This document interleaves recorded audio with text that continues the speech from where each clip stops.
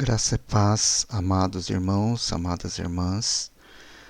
Vamos dar sequência aos nossos estudos sobre o livro de Romanos.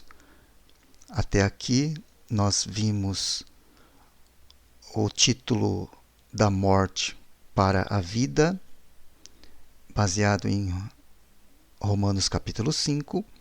Depois nós vimos do pecado para a justiça, no capítulo 6. E na sessão anterior, nós vimos da lei para a graça. E hoje nós concluiremos com este tópico da carne para o espírito. Só relembrando que da lei para a graça está em Romanos 7.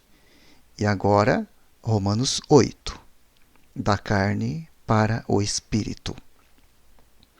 Chegamos ao nosso último capítulo de Romanos, da nossa consideração por enquanto. É o último do que é chamado o Evangelho para o crente. É um dos maiores capítulos da Bíblia. É um final tremendo, eloquente e tocante. Ele apresenta a colocação da pedra de arremate na obra da redenção. Claramente, é um capítulo de finalizações. Quando comparado com os outros 3 já considerados, ele nos dá o lado positivo da salvação experimental. Os capítulos precedentes falam do livramento do. Este fala do livramento para. Uma distinção importante. O crente plenamente equipado não há de negligenciar Romanos 8. O capítulo 6 é muito importante, mas não devemos nos limitar a ele. Sem o capítulo 8, o capítulo 6 é impossível. O positivo sempre deve ser acrescentado ao negativo. A potência da habitação do Divino Espírito deve ser acrescentada ao nosso morrer com Cristo e o nosso morrer com Cristo à nossa submissão a Deus. Então, no capítulo 5, nós somos libertados da morte. No capítulo 6, nós somos libertados do pecado. No capítulo 7, nós somos libertados da lei. No capítulo 8, nós experimentamos a libertação por meio do Espírito com vistas à glória. A esperança da glória. Aqui entramos em contato com a dinâmica divina da vida e experiência cristã, e essa dinâmica está no Espírito Santo. Ele usa como seu meio principal a esperança da glória. Aqueles que têm esta glória diante deles são capacitados a passar por todo o morrer com Cristo para o pecado, a lei e a carne. Aqui nós somos levados ao pensamento que deu início ao capítulo esperança, a esperança da glória. Glória sem desonra, esperança baseada na força, a imutável esperança de Deus. O capítulo anterior fala da salvação através da morte com Cristo pela fé. Este capítulo trata da salvação por meio do Espírito de habitação e em esperança. O crente aqui esquece as coisas passadas, pecado, lei, carne, etc., e avança para as que estão diante dele. Aleluia! Romanos 8 apresenta um homem livre do bloqueio dos tropeços, com seu rosto voltado para a luz do dia. Ele não é mais um pobre escravo, um inimigo viciado. Ele é um filho esperando pelo dia da adoção para a plena filiação. Com o conhecimento do seu maravilhoso destino, ele não dá qualquer atenção aos apertos, perigos e perseguições do caminho, mas a despeito das mãos e pés estarem sangrando, ele persegue seu caminho para o alvo, certo de uma coisa: aquele amor que não o deixará ir. Ele não apenas conhece e busca alcançar a glória para si mesmo, ele sabe que significará algo para a criação inteira. Ele é parte do método de Deus para a redenção da criação inteira da maldição que o pecado humano trouxe sobre ela. O espírito de habitação. Glória a Deus. Leia Romanos 8, 29 e 30, conforme o esboço do capítulo da presciência no passado para a glória futura. Vamos fazer a leitura destes versos. Porquanto aos que de antemão conheceu, também os predestinou para serem conformes à imagem de seu Filho, a fim de que ele seja o primogênito entre muitos irmãos. E aos que predestinou, a esses também chamou. E aos que chamou, a esses também justificou. E aos que justificou, a estes também glorificou. Glória a Deus. Existem duas palavras ao redor das quais as duas linhas principais desse capítulo giram: Espírito e Filhos. Concentremos nossa atenção na primeira, examinando qual é a obra do Espírito Santo em nossa redenção.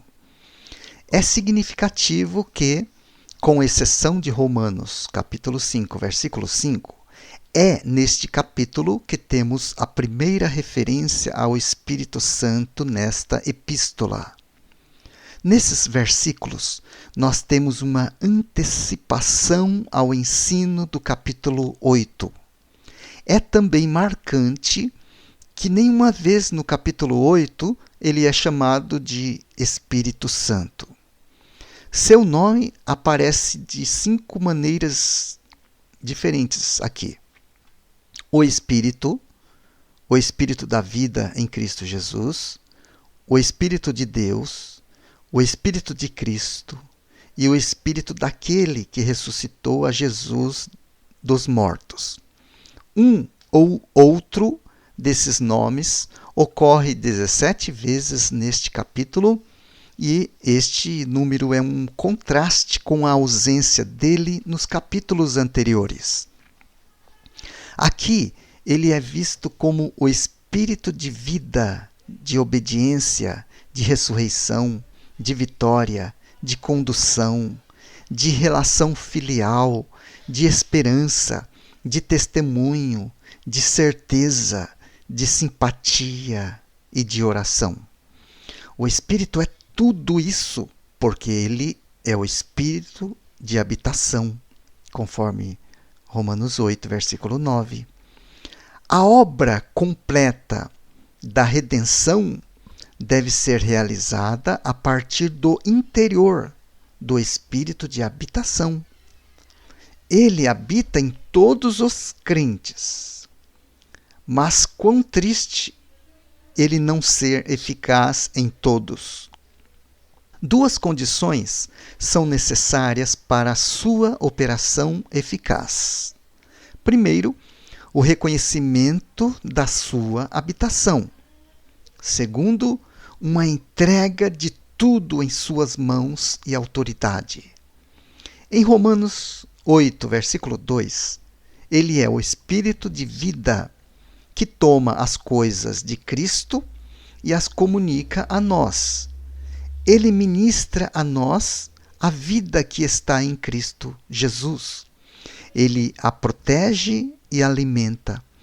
Ele é também o espírito de liberdade que nos livrou da lei do pecado e da morte.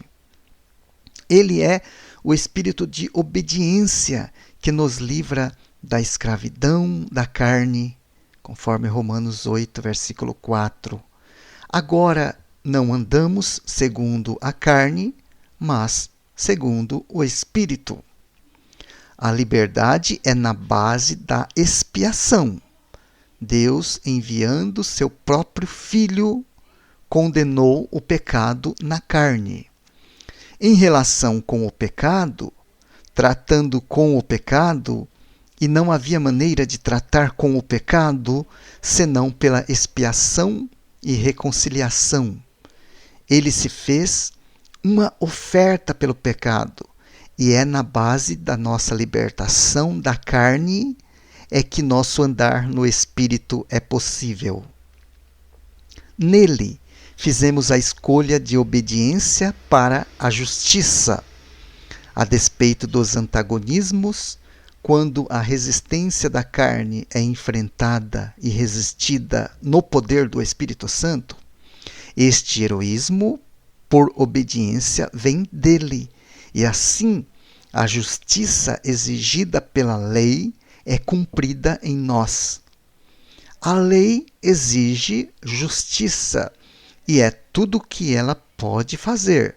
Mas Deus enviou seu Filho por nós e seu Espírito dentro de nós, a fim de efetuar todas as suas exigências. Nenhuma relação com a carne é permitida aqui. Não podemos seguir seus impulsos quando dependemos dos recursos do Espírito. Muitos ficariam horrorizados com a ideia de se submeterem aos impulsos carnais, mas ainda confiam nos recursos da carne. Daí a falha deles. Se você tem recebido uma impressão na mente, um despertamento na emoção, algo que faz você sentir que agora posso lidar com isso, então você vai voltar a andar na carne. Não existe salvação real até você ser quebrado e conhecer seu próprio fracasso. O Espírito da paz. É assim que vemos em Romanos 8, versículo 6. Estar espiritualmente inclinado é paz. Isto é, a mente do Espírito é paz. A paz vem da comunhão e dependência do Espírito Santo. É estar interessado naquilo que lhe interessa, pois a mente do Espírito é paz. Estar sob o poder e o controle do Espírito é ser livre da inimizade com Deus, que é peculiar à carne, e estar em harmonia com Deus. Existe paz, e o fim, o resultado dela, é vida. A vida é o alvo e também o princípio. O vivificador do corpo mortal é o Espírito. O Espírito como o vivificador do corpo mortal, conforme nós podemos verificar lá em Romanos 8, versículo 11. Nosso corpo é chamado de corpo mortal. Se o Espírito daquele que ressuscitou a Jesus dentre os mortos habita em vós, ele vivificará os vossos corpos mortais. Aqui temos novamente a dualidade que mencionamos no capítulo 7. Primeiro de tudo, existe uma parte do nosso ser cheia de vida e outra cheia de morte.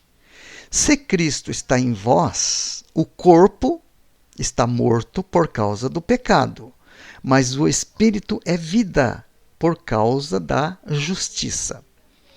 O espírito interior cheio de vida, o corpo exterior cheio de morte. A justiça é a característica daquele homem interior e é por isso que ele é vida. O pecado é característica do homem exterior, o corpo, por isso ele é morte. A vida em plenitude chegou pelo menos a uma parte do nosso ser, a parte espiritual, pois o espírito é vida por causa da justiça. Mas existe uma parte do nosso ser que ainda está presa pela morte, o corpo físico, pois o corpo está morto por causa do pecado. Ele não está morto fisicamente, naturalmente. O mesmo corpo que vimos em Romanos 8, versículo 11, é chamado de corpo mortal. Não morto, mas mortal. Não morto fisicamente, mas caminhando para a morte e, num sentido, está morto agora. Existe a energia no corpo, sem dúvida, mas nunca devemos permitir ao corpo manifestar a sua própria vida. Não devemos permitir que ele tenha a sua expressão por si mesmo, porque ao fazer isso, sua vida é nada menos que morte. Ele está morto, falando paradoxalmente, porque o pecado é a sua vida, porque sua vida é o pecado, e o pecado é espiritualmente morte. Nossa condição é esta: somos seres vivos, espíritos vivos em corpos mortos.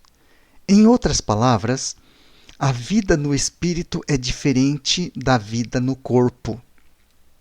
A vida no espírito é vida real, mas a vida no corpo é morte. Como pode um corpo tal responder aos movimentos e desejos do espírito interior? Ele não responde, não pode responder. Ele é contrário e conflitante com a vida interior.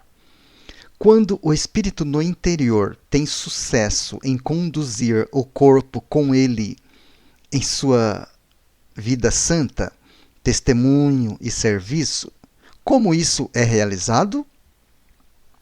Por meio da vivificação dada especialmente pelo Espírito Santo. É Ele quem nos capacita a submeter os membros do corpo como instrumentos de justiça para Deus.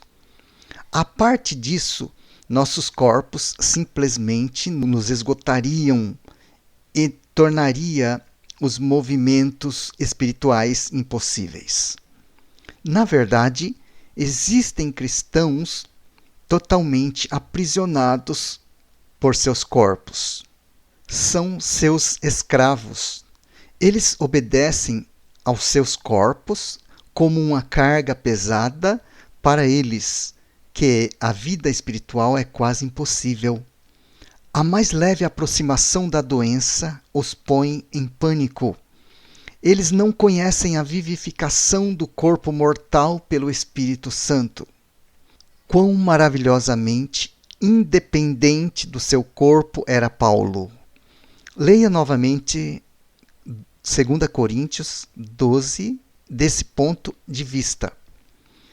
Aqui temos um homem com um espinho na carne, perseguido por todos os lados, quebrado como um vaso, vivendo sempre nas divisas da morte. Ele deveria ter realmente morrido e, mesmo assim, viveu uma vida e exerceu um ministério tal que até mesmo os homens mais robustos teriam sucumbido. Qual era o seu segredo? Ele sabia como ter o espírito vivificando seu corpo mortal. Ele o conhecia, não apenas como a vida do seu espírito, mas também como a vida do seu corpo. O Senhor dará isso a você, se Ele puder confiar em você. Ele não pode confiar isso a todos, mas aqueles nos quais Ele confia, Ele permite que tenham esta experiência maravilhosa. Numa medida, todos nós podemos conhecer a vivificação do corpo mortal pelo Espírito Santo. O espírito de ressurreição, conforme podemos ler em Romanos 8, versículo 11. A vivificação do corpo mortal nos conduz naturalmente a pensar nele como o espírito de ressurreição, o espírito daquele que ressuscitou a Jesus dentre os mortos. Ele é o espírito do poder de ressurreição e pode realizar isso, que é o penhor da redenção plena do corpo.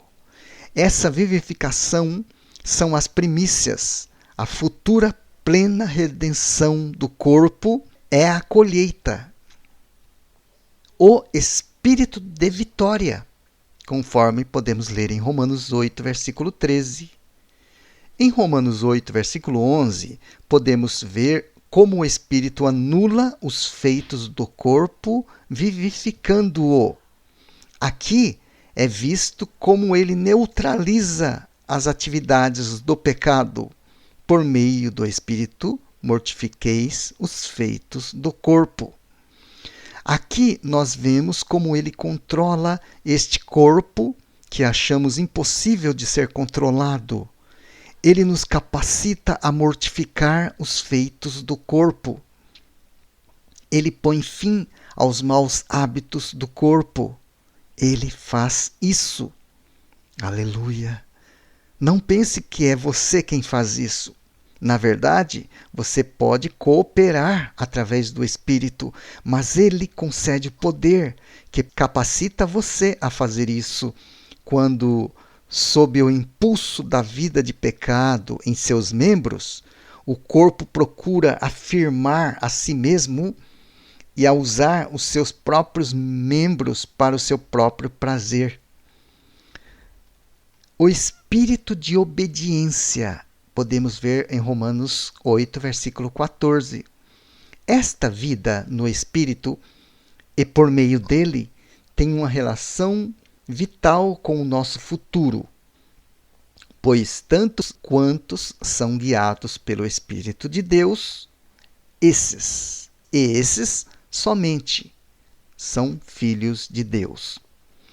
Eles somente e todos eles são filhos de Deus.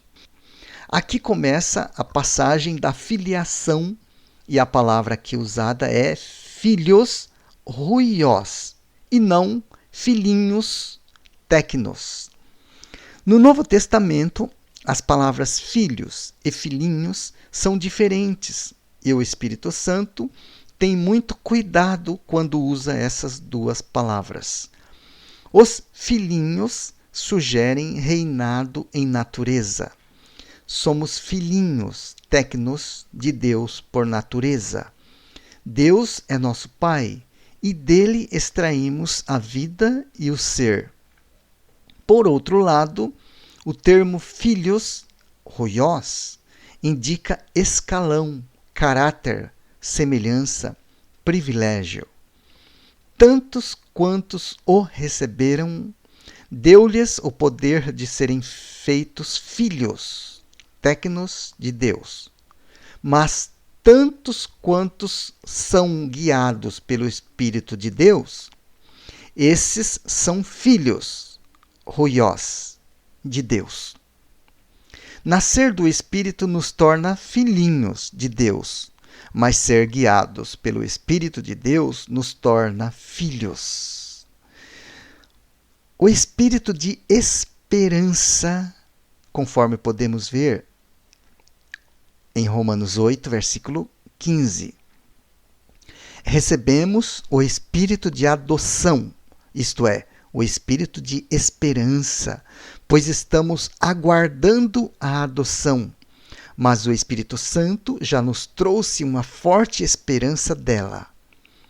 O terror se foi e o amor de Deus Pai inunda os nossos corações e clamamos: Abba, Pai.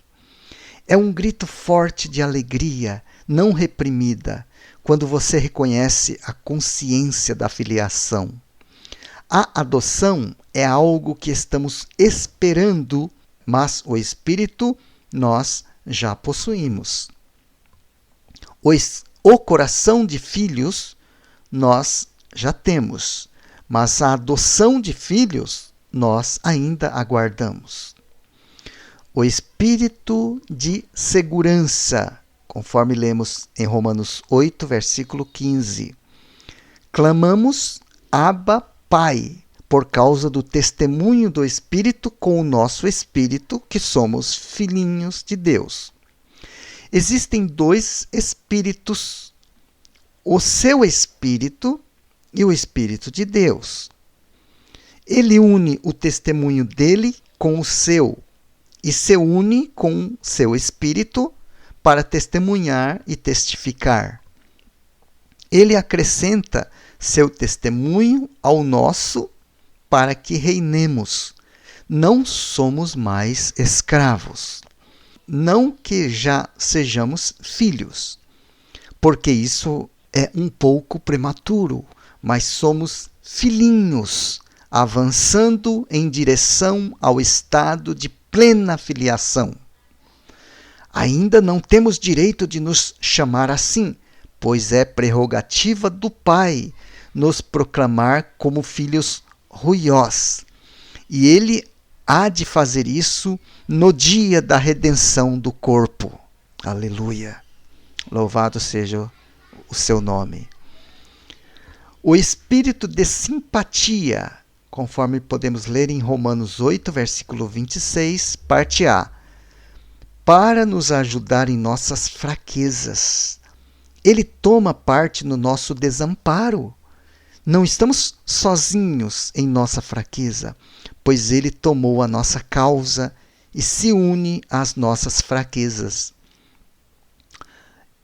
O espírito de oração, podemos ver também na parte B, Romanos 8, versículo 26, parte B. Ele intercede por nós segundo a vontade de Deus. Glórias ao Senhor. Louvado seja o seu precioso nome. Que o Senhor em tudo seja glorificado, para a glória do seu precioso nome. Amém.